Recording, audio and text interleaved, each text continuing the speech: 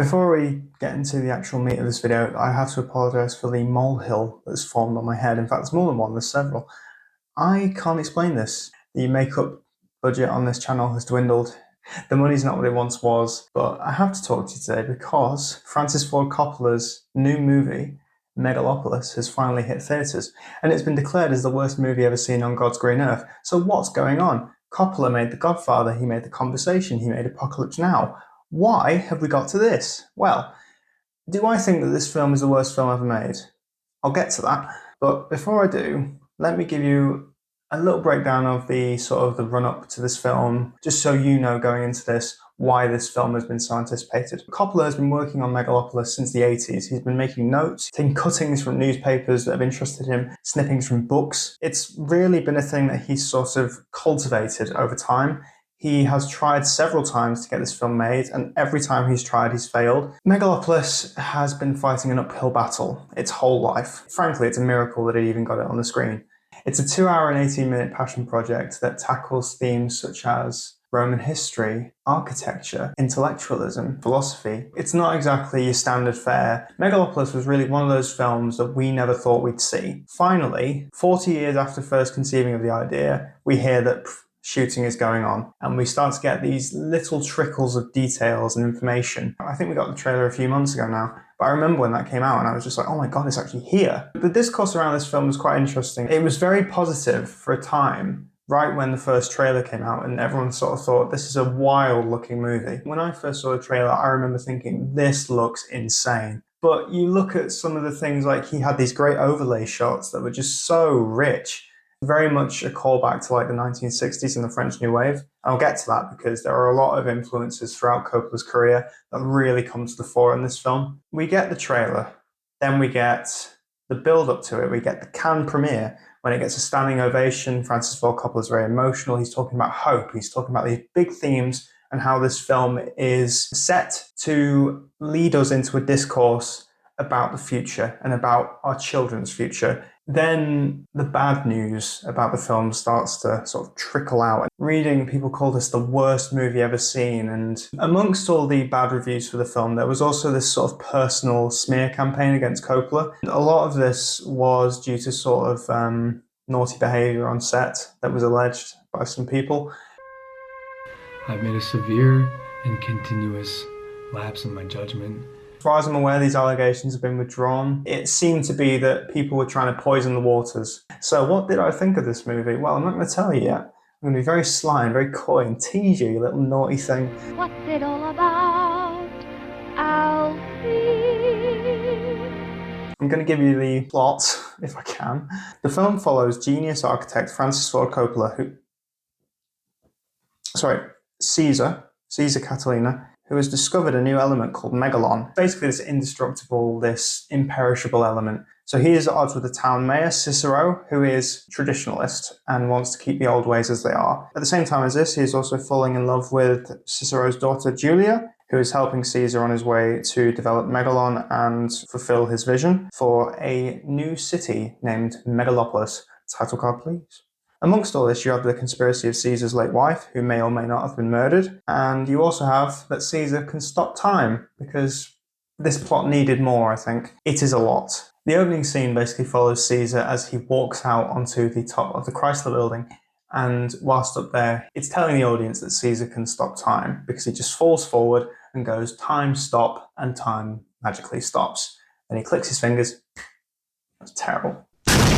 I was listening to a podcast by the Cinema Cartography. They were saying how this scene is like a really poor example of how Coppola is using exposition. Personally, it didn't really bother me. You can say it's sloppy on the writing part, but it is intrinsic to the character, and it is also how that is just done. Then you get the revelation of Caesar's character itself. He is this genius who's trying to move the city forward, which is stuck in its ways, and he's trying to move it forward thanks to this magical element, this mystical element that he has, called megalon. Megalon is basically like being in creative mode in Minecraft. You can just go nuts. This element is the threat to the old ways led by Cicero. He and Dustin Hoffman are the sort of stuck in the ways bad people. They're stuck in the ways politicians, rich people, money, dirty money. and Caesar butts heads with them constantly. And it was surprising to me watching the film at first because I was struck by this sort of rather juvenile humour. This is what I think people have missed about the film, or at least have maybe misconstrued as sloppily done.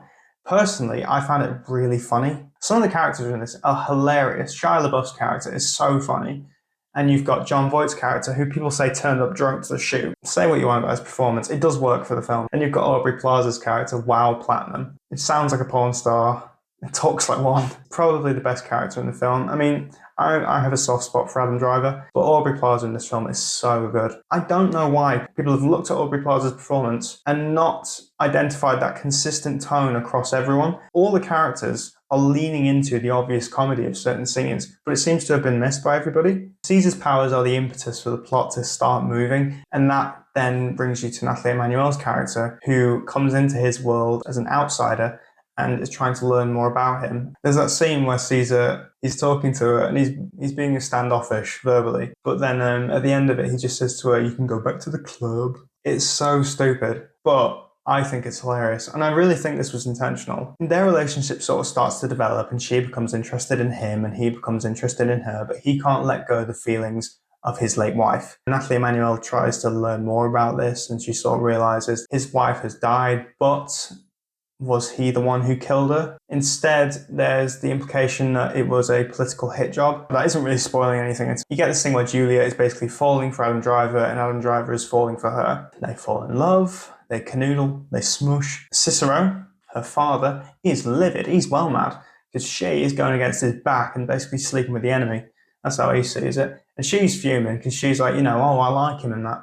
But he's like, nah, I'm not having it. What happens then is they go to the Colosseum, where Grace VanderWaal from American Idol is singing with a ukulele. And you may think, what the fuck's she doing in this? You'd be right to think that, because it's quite strange. It actually makes for quite a good scene, and it is quite interesting how this sort of plays out. You get Shia LaBeouf's character, who I haven't mentioned yet, who plays Caesar's cousin, is very obnoxious and very annoying, and Shia LaBeouf's performance really leans into that. You got them at the Colosseum in New Rome. You've got this sort of Ben-Hur-esque race going on. Horses are flying around, and everyone's watching and having a good time. Little Grace VanderWaal falls down from her moon thing. She starts singing with her little ukulele. That was a bit too far for me, the ukulele being there. No thanks. But she sings, and there are like 20 versions of her. Her whole shtick is that she's a virgin and people pay for her to be a virgin. She's the Vestal Virgin. Shia LaBeouf's character leaks a sex tape which contains her and a man who looks like Caesar. And he plays it while she's singing. They arrest Caesar on suspicion of having sex with a minor because, oh yeah, she's a minor.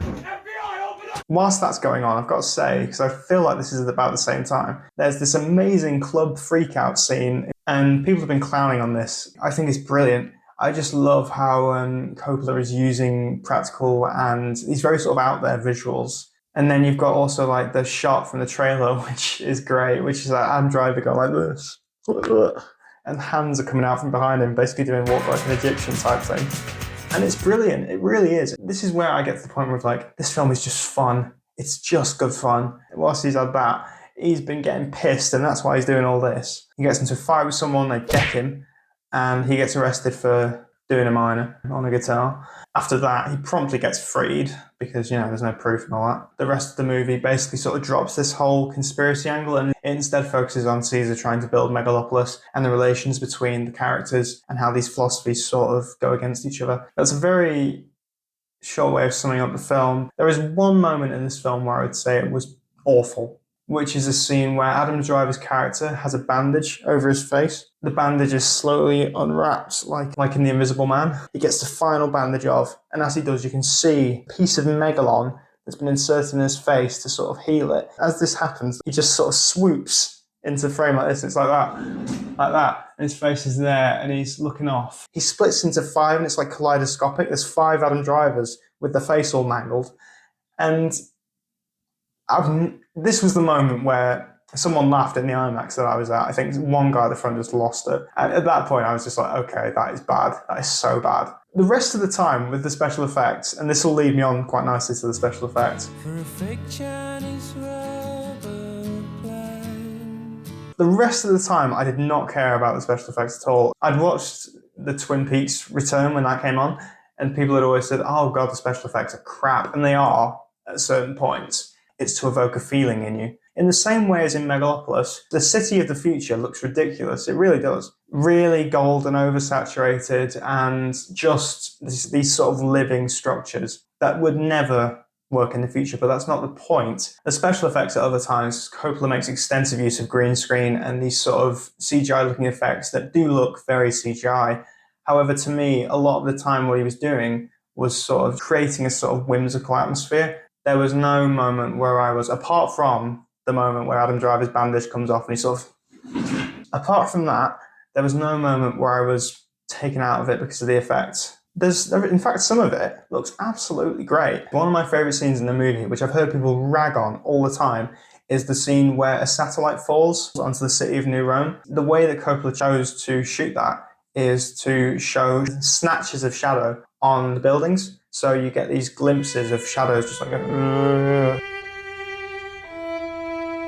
in the moment, it's really powerful. I mean, people have said that Coppola has fallen off, but there is still real beauty in what he's doing, especially in that scene. And other scenes as well, like the opening scene with the time stop, that's great. He is using techniques all from classic cinema, and he is using every reference that he has, and this is something that I will touch on soon. But for the special effects, one scene is fucking awful, the rest of it is fine. Some of it is outstanding.